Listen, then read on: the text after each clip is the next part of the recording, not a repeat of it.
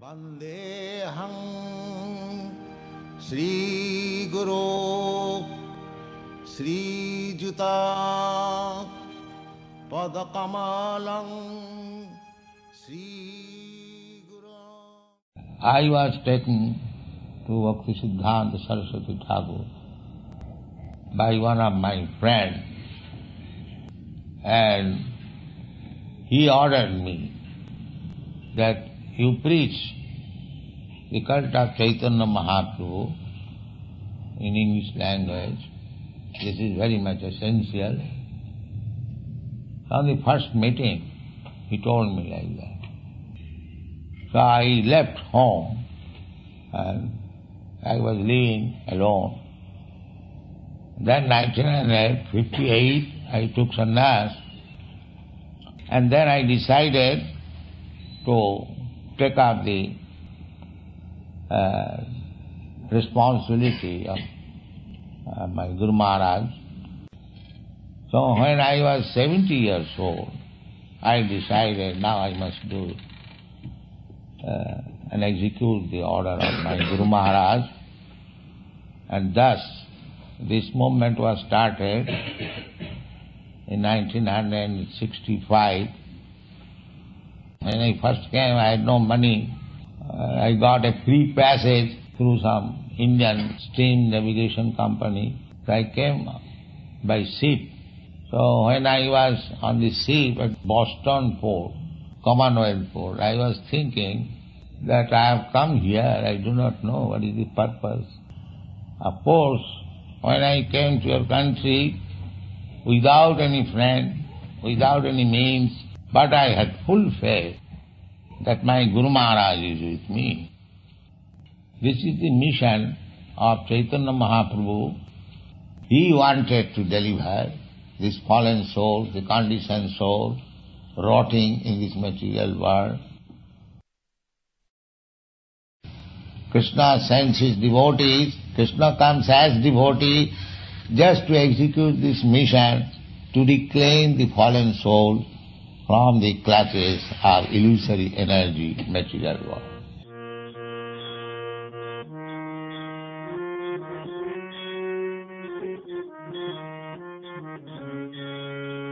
In '68, we went to, our spiritual master asked us to go to London. Actually, it was our idea. The scene, the center of activity was sort of shifting from San Francisco to London. Things were happening in London then. There was the Carnaby Street fashions and the Beatles, the Rolling Stones. Everything was shifting to London about '68. So Prabhupada had always wanted to have a center in London because he was an Indian, and the British Empire, he always thought about London as this vast Wizard of Oz type city in the sky that should have a Krishna temple. Prabhupada wrote me a letter, and he took this kind of seriously. He said, well, what do you think of Shyam Sundar's idea about meeting the Beatles? And I didn't really know what to say. It all seemed a bit pie in the sky to me, but I thought, well, if he wants to go, why not? And then it wasn't long after that when I decided to go with him. It had been decided that we were going to go to London. We had flown to Montreal to take Darshan. He was there. And on the few days we were there, he was giving very detailed instructions on, how we should perform Harinam Sankirtan. So we knew that that was going to be our key activity in London. We got over there. We stopped in Amsterdam, and then one by one we came over, taking a ferry bus.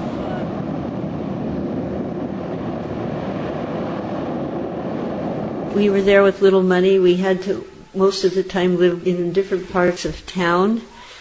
7 nights a week we'd go somewhere, to somebody's house, to a Hindu center, to a hippie place, to the arts lab. There was a theater play called Hair. They chanted Hare Krishna as part of the act. So we'd go stand outside that theater, so when the people came out of the theater, we'd be there, the real Hare Krishna, chanting Hare Krishna, I mean, we did anything, anywhere, we would just go, our little group of 6. Then after many failed attempts, In the middle of the winter struggle, somehow Shamsundar met George Harrison, and he was searching for spirituality. He and George Harrison just clicked. They were like brothers.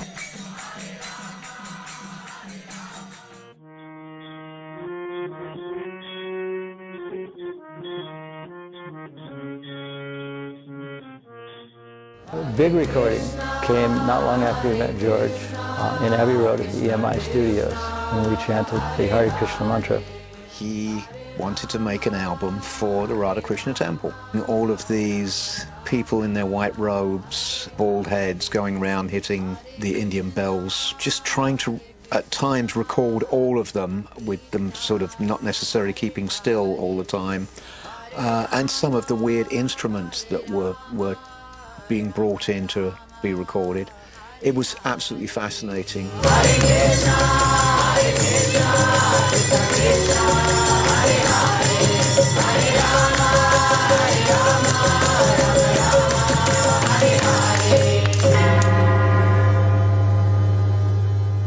I remember hearing it on a car radio somewhere in the east part of East London, and the disc jockey saying that was a song by a group of bald-headed Americans. George said about taking on this project himself, recording the devotees singing the Hare Krishna mantra, was that he wanted to get across what he believed through a medium that he was familiar with, and that was chanting. That was a 45 record. And it was quite amazing because myself and none of us thought that this was going to be a popular record, and yet it became very popular. It was played in the intermission at the Isle of Wight concert when Bob Dylan was setting up, and it was played at the intermission in a football game in Manchester, where Manchester United was a very popular soccer team. And all the fans, who were probably just there to watch the soccer, started singing along with it because it was only 3 words and they could all do it. And there were 5,000 football fans singing Hare Krishna. And then that led to the larger album, the Govindam album, which the lead cut was the Rama Samhita, the Govindam prayers. The Radha Krishna temple record, which is actually very beautiful, that would never have made its way out without George's personal involvement. The Radha Krishna temple signing, I think, was a masterstroke. I mean, there they were on top of the pops fairly quickly, shocking the nation. I mean, where had we heard world music before that? Nana Muscuri or Manuel and the Music of His Mountains or something like that. But the Radha Krishna temple, shaven-headed, singing was it the Hare Krishna mantra, and then that beautiful hypnotic Govinda single afterwards, which has got to be one of the best records ever on Apple.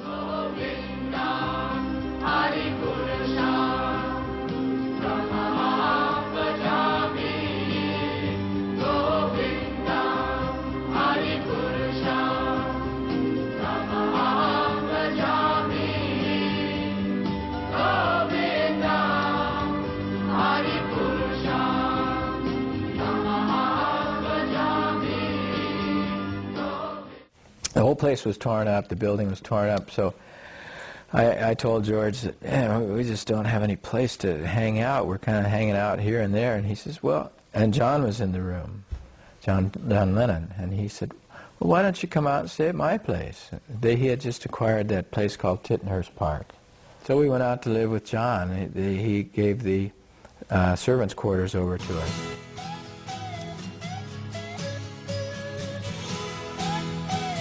And by this time, Prabhupada was really anxious to come to England, so he came there, and he stayed out at Tittenhurst Park. We picked him up at the airport in the Apple limousine, the big white rolls, and brought him out there. And the first thing, John and Yoko and George came to see him. That was their first meeting. And Prabhupada was so charming and so alluring and so friendly, and he just captivated everyone. You are also anxious to bring some peace in the world. I have read sometimes your statements, you are anxious also. Everyone, every saintly person should be anxious to bring in peace in the world. This initiation took place in the Tittenhurst Park. There were supposed to be 4 of us taking initiation that particular time. So when I got the name Dunn and Jaya, Prabhupada explained, obviously this means the winner of wealth. He said that money is flying in all directions, and he started making some gestures with his hands. And he told me, he said, in this life you'll have no difficulty with money. Prabhupada waited for months. He pushed me so hard to finish this temple. I mean, this temple was a work of art that we put our hearts into because we were located in the center of downtown London. We wanted a very, very nice place where people could come, Londoners could walk in and feel at home. Not a run-down storefront, but a proper temple. There were only 2 or 3 of us doing the work. We spent months building this temple room. It was a massive renovation. We tore out 1 floor and 1 above and made it a 2-story high room. Prabhupada was very patient. But finally, after sitting in John Lennon's place and in various apartments for month after month, finally he gave us a deadline that we had to have the temple opening by December. We were so busy, there were so few of us, and we had so many activities to perform that we didn't plan ahead very well. You know, we didn't even know where we were going to get deities, but we knew Krishna would take care of it somehow. This was the kind of spirit that prevailed in those days. Just work as hard as you can to spread Krishna consciousness, and things will happen, the magic will happen.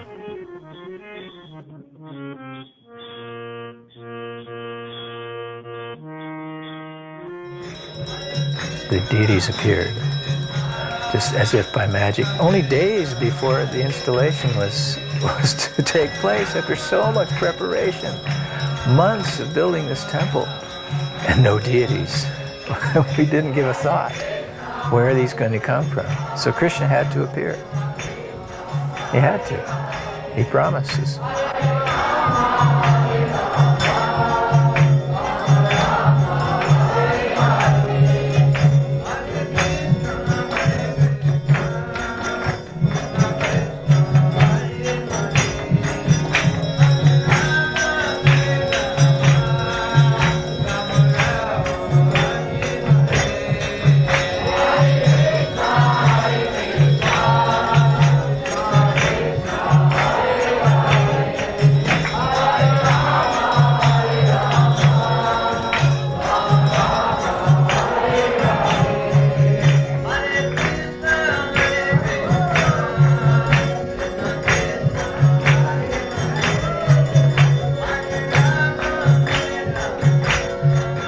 So glorious was this burial place temple. The deities are given the names Sisi Radha London Ishwara, or the Ishwara is the grand supreme lord of the whole of London.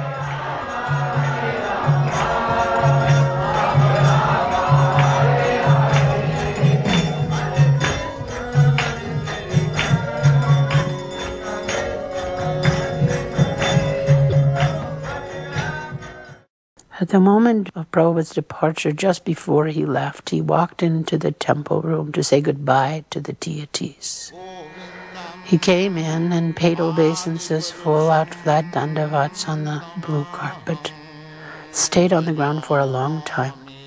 And when he got up, I noted that he had tears in his eyes.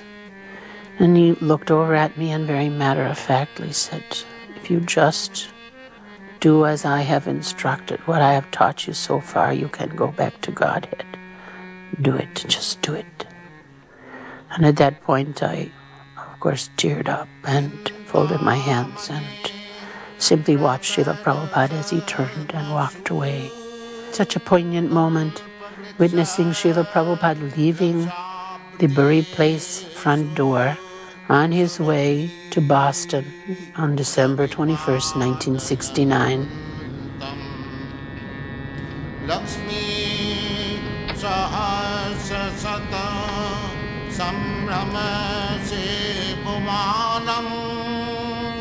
Govindam Adipurusham Tamaham Bhajami.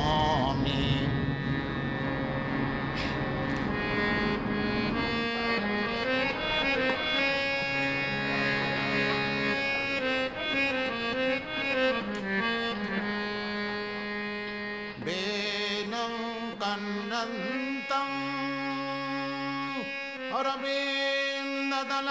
Seeing all the devotees hanging on to every moment of Prabhupada's last few minutes with him.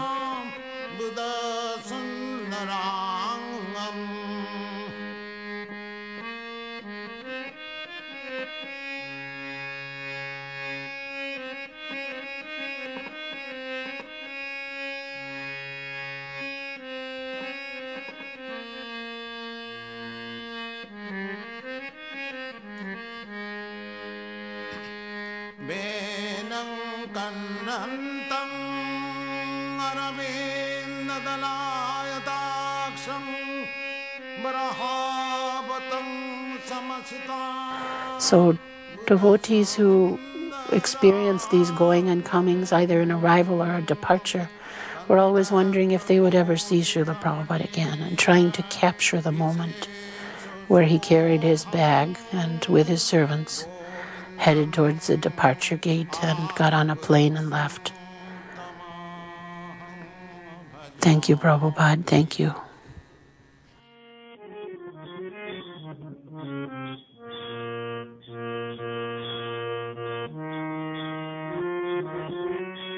Hare Krishna, Krishna Krishna, Hare Hare, Hare Rama, Rama Rama, Hare Hare.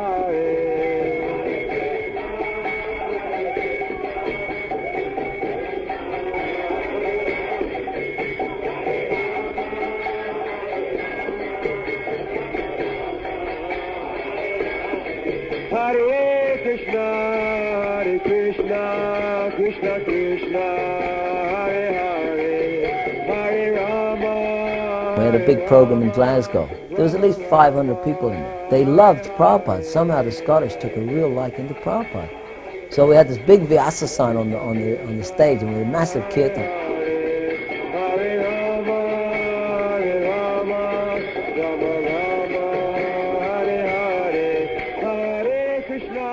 So Prabhupada did this amazing lecture. It's actually, I've heard it many times since.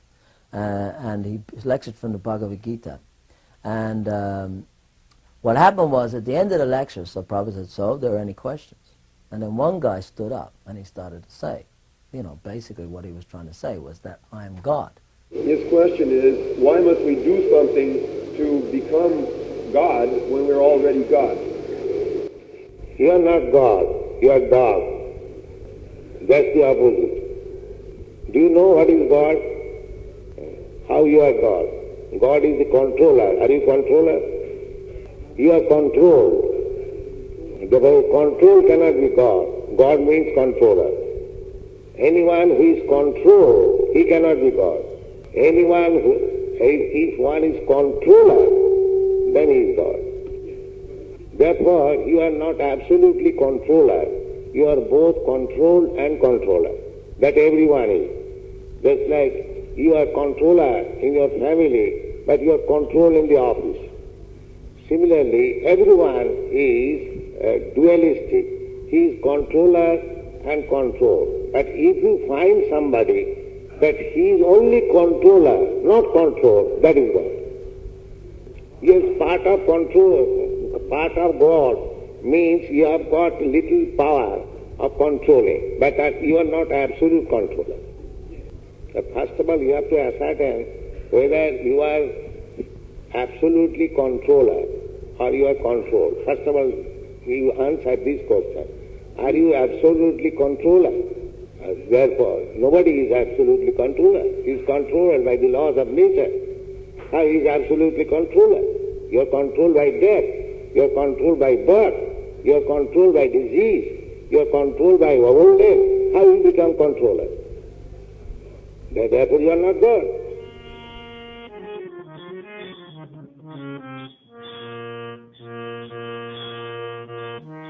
Here we're looking at one particular property called Ronnie Park, which is very close to the River Thames. And so when George saw the place, and it hadn't been occupied for some years, and it was quite overgrown, he said this should be called Ronnie Park, because it hadn't been maintained for so long. He called me in and he said, I think now is a good time to ask our good friend, Mr. George Harrison, if he would like to help us find a bigger property. And then I said, oh, by the way, do you think you would like to help us find a bigger place? He said, I would be honored. I'd be very much honored. When I was calling George, I was telling him the location and the price and so on and so forth. And he said, you know, I really like this place. And I said, well, when would you like to come out? And he said, actually, I can't.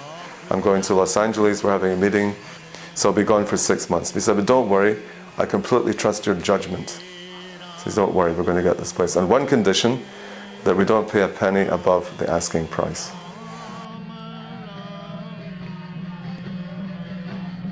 I picked Prabhupada up at Heathrow Airport in a helicopter and flew him into the front lawn.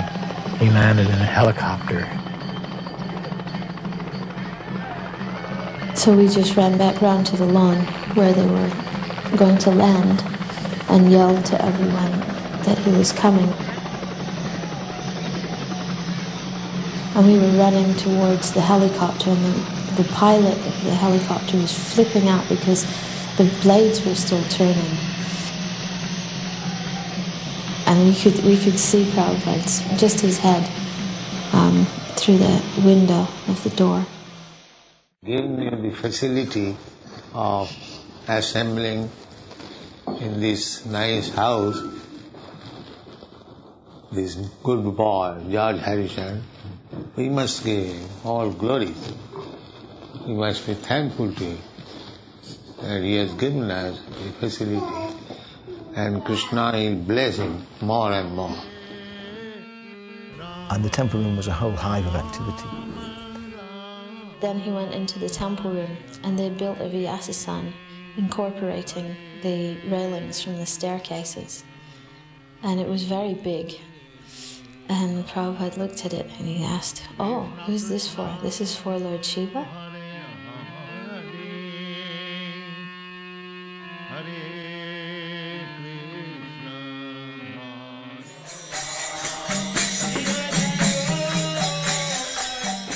So this is Prabhupada doing this arti.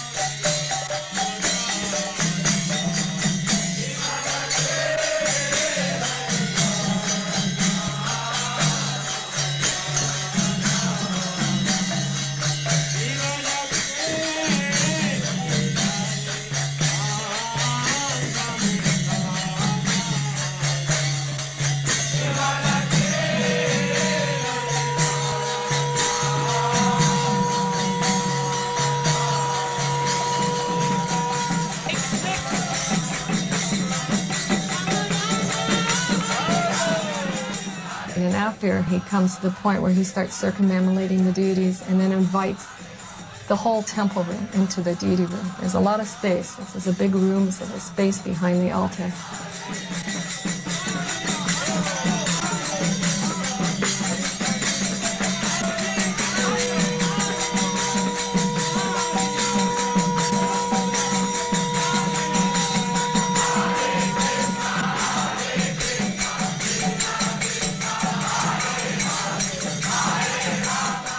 This amazing energy. Every time Prabhupada danced, or he raised up his hands for people to dance, there was this energy, and just the whole, everyone felt it. You were just lifted off your feet by this ecstatic energy. To be able to do that with Srila Prabhupada and dance with him so closely, it was absolutely amazing.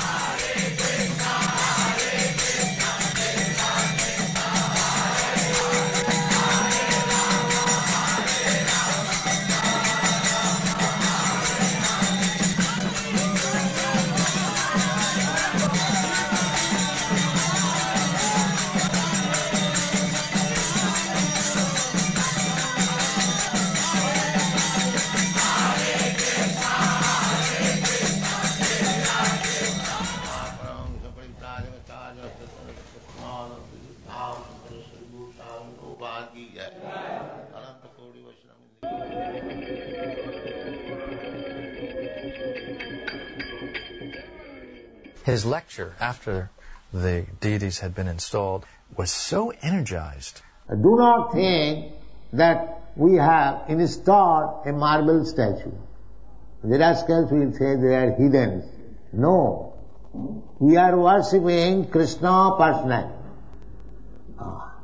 Krishna personally. Krishna has kindly assumed this form just because we cannot see Krishna, the gigantic Krishna. Art Krishna is everywhere. Atasya Krishna namadi navaved grayam indriya. Our imperfect senses cannot see Krishna immediately. But Krishna is so kind. As we can see stone, we can see wood, we can see earth, we can see water, we can see color. Therefore, Krishna comes before us, just quite suitable for our vision. We were always trying to keep Prabhupada with us as long as possible. We were gluttonous for Prabhupada. Very selfish. So very early on we hit on the idea that if we keep Prabhupada busy talking to famous or influential people, that he'll stay and stay and stay. So we made a long schedule of visits. According to our Vedic understanding, there are 4 things sinful, pillars of sinful life. Illicit sex, unnecessary killing of animals, intoxication and gambling. But you can lead a very happy life. You're still eating... Our students are trained in that way. There are a lot of very good people in the world. You can see from your son. They can sit down anywhere. They can lie down. There is no artificial living.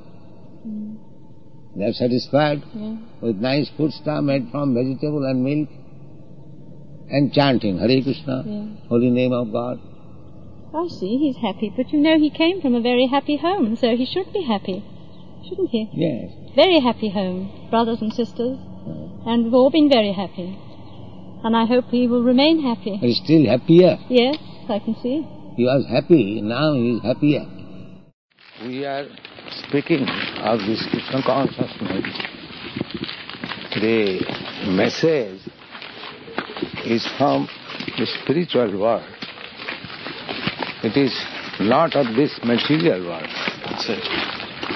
Therefore, sometimes people may misunderstand. Yes.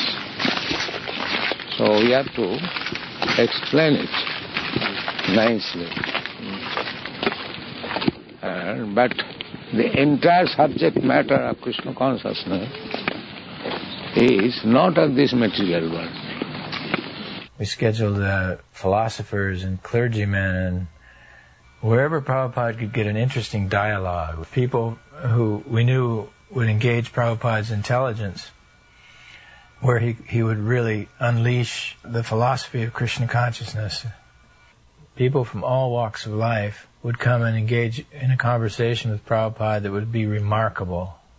And Prabhupada would talk about it the rest of the day and into the night and bring it up in his lectures the next day, what was discussed at that meeting. And this kept him occupied and kept him very happy there in London. This is such a beautiful scene. Srila Prabhupada taking us to Vyasa Puja feast in his room. Somehow or other, Vishaka and I were alone with him. She was taking stills and I was filming. In my years of filming Srila Prabhupada, this is one of the most memorable times. He was totally fixed and concentrated on taking prasadam. He seemed to be able to tell the quality of the preparation with his eyes.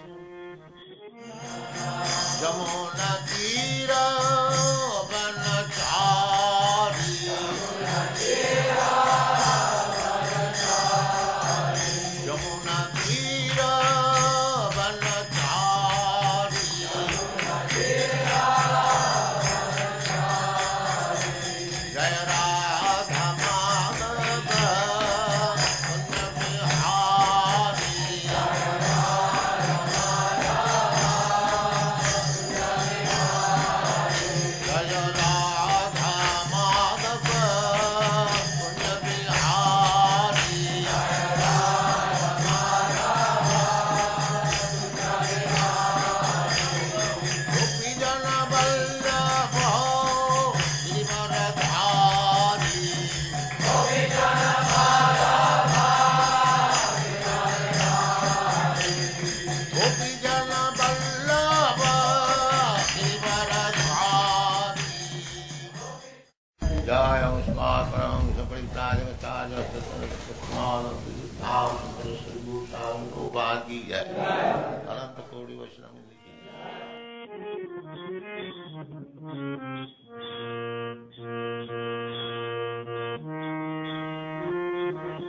Our Sankirtan for Lord Jagannath and for the Ratha Yatra festival was, as you can see, completely ecstatic. Jagannath was the center of our lives. Lord Jagannath came to us before Radha Landaneshwara came to us via Shamsundar. Shamsundar carved these beautiful deities. And they, like in San Francisco, were the center of all the devotees' lives. During Prashadam, we used to even speak about Lord Jagannath and Lord Jagannath's Subhadra and Balaram's beauty, and we would race up from Prashadam just to sit at their feet and sing Jagannatha Swami, Nayana Patagahami Bhavadume. So by the time this event came, you can see how ecstatic the devotees are chanting.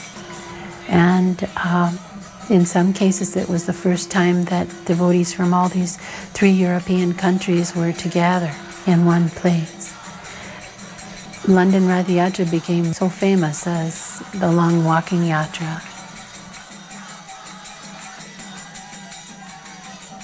Everyone directed Prabhupada towards the Vyasa, and he looked at it, then he looked around, and then he just shook his head a little and started to walk.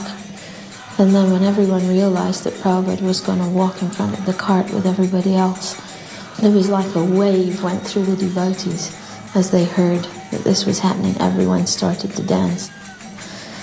And it was quite amazing that there was this seemingly very small old man in the middle of all these tall, young, strong Western men.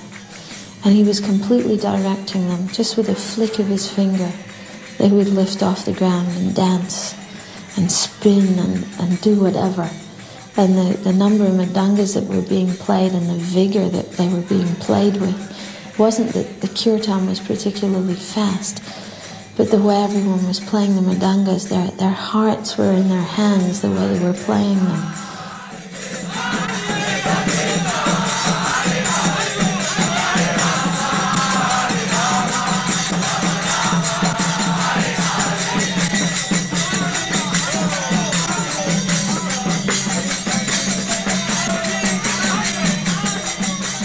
And then we're holding hands and keeping a circle around Prabhupada to keep from anyone bumping into Srila Prabhupada. And it wasn't until actually later on, when the Chaitanya Charitamrita was translated by Srila Prabhupada, that we realized that this was all the same as in Chaitanya Charitamrita.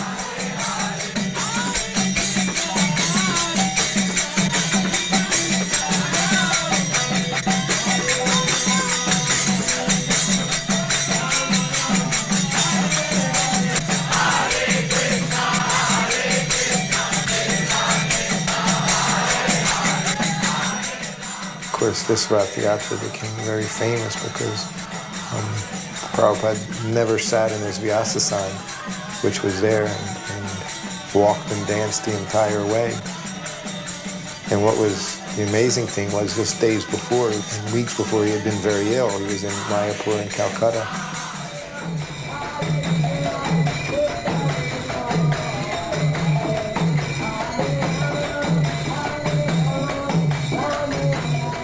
In the Chaitanya Charitamrita it says that Ratha Yatra cart seemed to be higher than Mount Meru. And then Prabhupada writes in the purport, there was a gorgeous Ratha Yatra festival in London in 1973. The Guardian newspaper reported that the Ratha Yatra cart seemed to be higher than Nelson's column. And he put that in the purport of Chaitanya Charitamrita.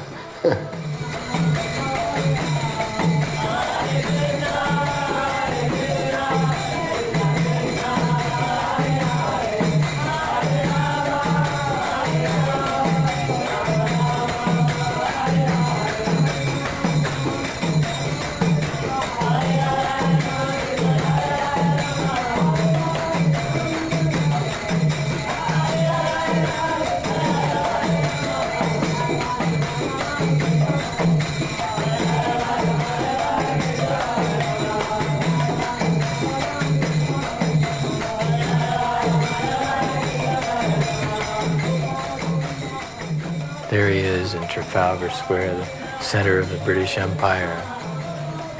Thousands and thousands of people. This was Prabhupada's triumphant moment. Looking out at thousands of people chanting Hare Krishna in Trafalgar Square.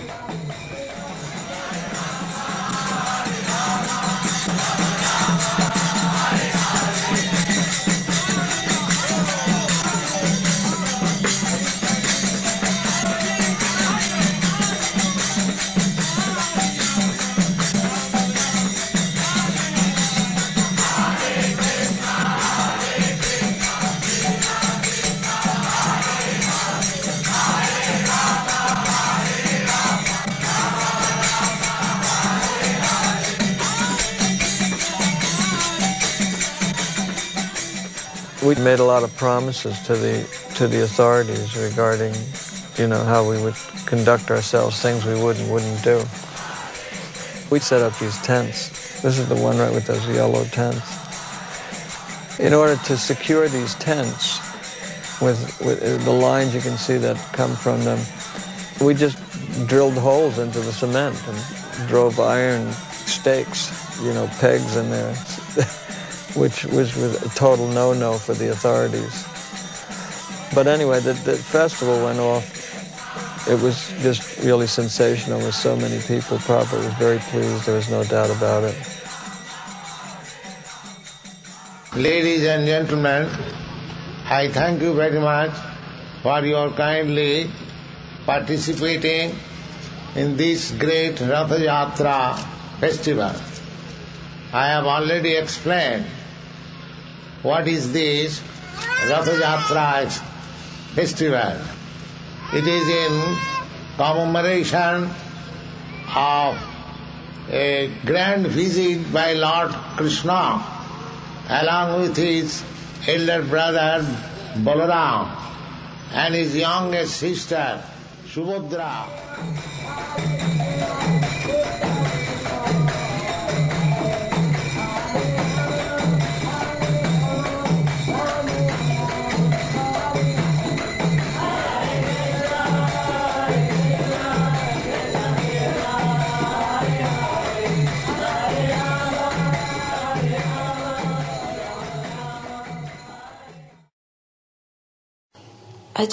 The overwhelming memory of that festival is the dance. The dancing that just defied logic, because you just kept going and going and going and just wanted more and more and more and just wanted it to last forever.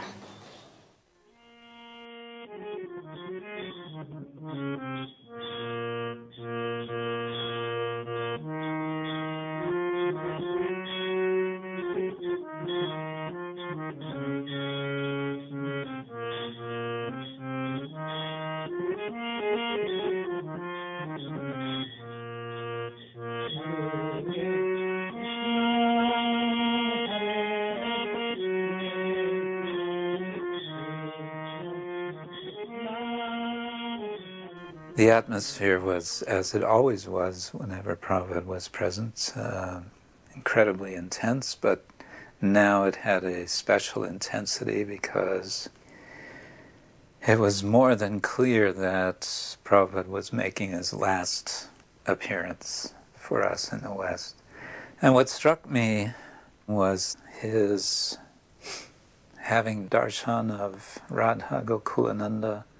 No words spoken, but simply his presence before the deities. One had a clear sense that he is now simply reciprocating with the deities, and they are saying, yes, it's that time.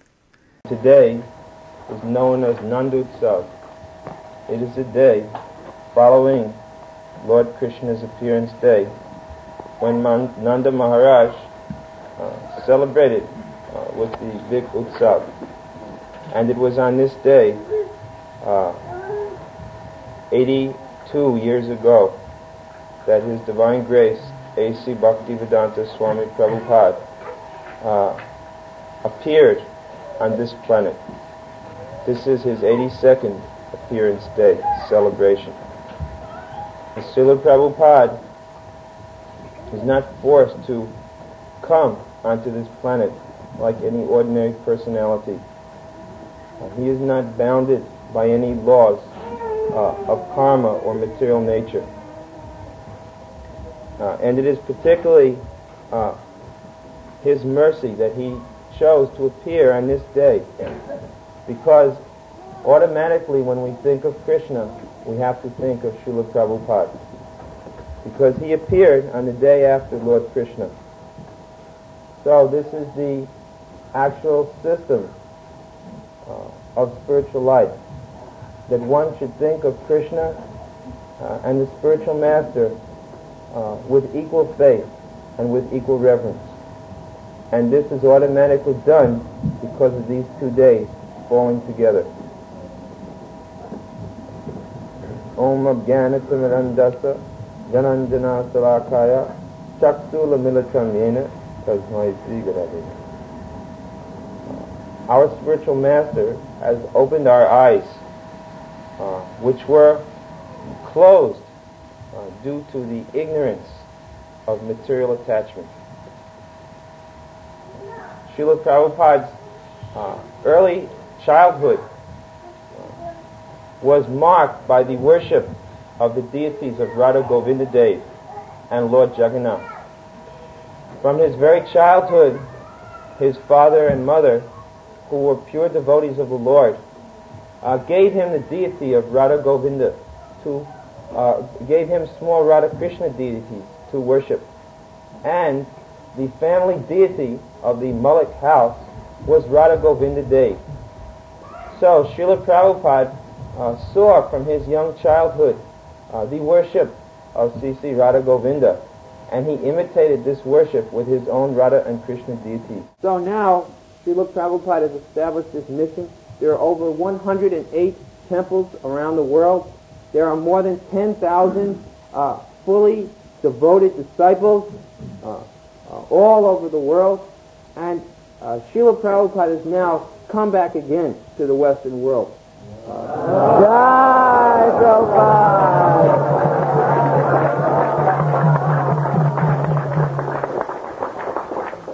So, Srila Prabhupada's desire is that this movement, as he has established it, it should be maintained and developed very nicely. We should not allow it to be diminished. We have got a most important position now in the world. There is no other religion, practically genuine religion, except ours remaining. So he wants us to maintain and to further develop this mission. And he is coming here now to strengthen us so that we should become very much fixed up in Krishna consciousness, so that we will never fall down to the grips of Maya.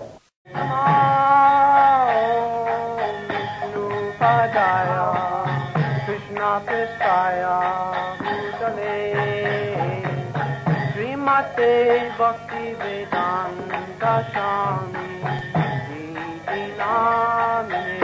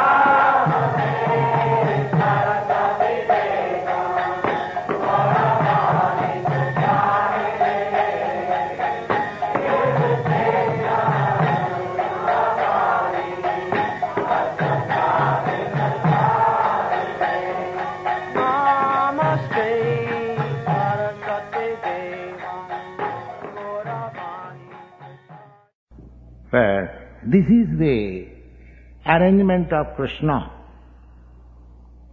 If we strictly try to serve the spiritual master, his order, then Krishna will give us all facilities. That is the secret. Although there was no possibility, I never thought, but I took it little seriously by studying a commentary by Vishwanath Chakravarti Thakur on the Bhagavad Gita. In the Bhagavad Gita, the verse Bhavasha Atmika Buddhi Rekiha Kurunandana. In connection with that verse, Vishwanath Chakravarti Thakur gives his commentary that we should take up the words from the spiritual master as our life and soul. We should try to carry out the instruction, the specific instruction of the spiritual master very rigidly, without caring for our personal benefit or loss. So, this is a memorable day. What he desired, I am trying little bit, and you are all helping me. So I have to thank you more. You are actually representative of my Guru Maharaj, because you are helping me in executing the order of my Guru Maharaj. Thank you very much.